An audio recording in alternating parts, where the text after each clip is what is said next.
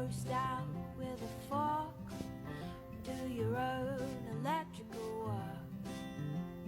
Teach yourself how to fly.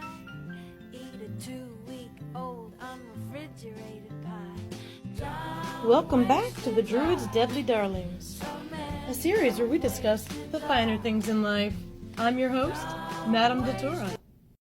And today, since we were already on the subject this week, we're going to be talking a little bit more about arsenic. This beautiful bottle right here is from Rite Aid. It's a Halloween decoration, but I picked it up because it is the correct shade of green. This is known as shay-laas green. It was on sale too, from Rite Aid, because nothing says get well soon like a bottle of arsenic. It's empty, by the way. But back in the day, arsenic was available at the pharmacy, over the counter. In fact, arsenic was everywhere. Discovered in 1775 by Carl Wilhelm Scheele, this is the byproduct of combining arsenic with copper carbonate. That's why it turns green. However, arsenic in its natural state is a whitish, yellowish, grayish mineral, just like what you see here. Yes, that is really arsenic and iron. But madam, why do you like this bottle so much if it's empty? Is it because you've used it all? That's a good question. Well, the answer to that is that this bottle, this decoration, is the exact shade as this. I know that's a little more prettier and darker green, but this holds true to the originals.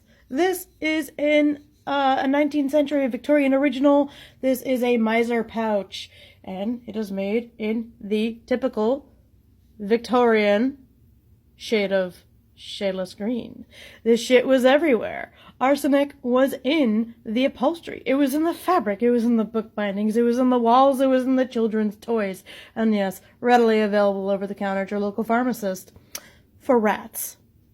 And as you can see here, it is in a very concentrated, beautiful shade of emerald green, and the lacing there is more of a chartreuse color, which is what this is. So it came in many shades of arsenic green, but it was all the same at the end of the day. They also like to use it in wallpaper and paint, known as canary yellow.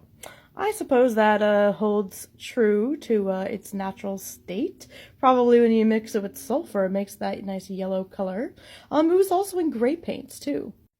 Seen here in its more natural state in a piece of bumblebee jasper, there's some sulfur, and there's the arsenic. You can see the nice white, gray, and yellow modeling, of course, mixed in, I'm sure, in this part, with a little bit of sulfur as well. But this holds true to the canary yellow, and I forget the color that the gray was called, but it was in gray paint, too.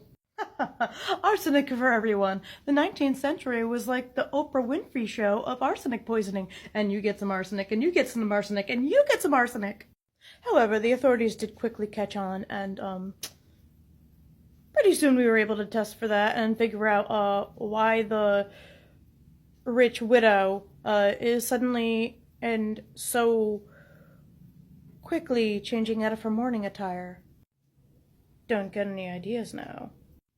And if you are unfamiliar with some of my past videos, this miser pouch would have been carried by a wealthy man because, much like arsenic poisoning, mugging was rampant during the 19th century, and he would have been keeping his valuables probably in a vest pocket or in the inside of his coat, or somewhere else that was a lot less obvious than this beautiful pouch that clearly indicates that you have wealth. So the thief would make off with this pouch, and the man would have lost little to nothing.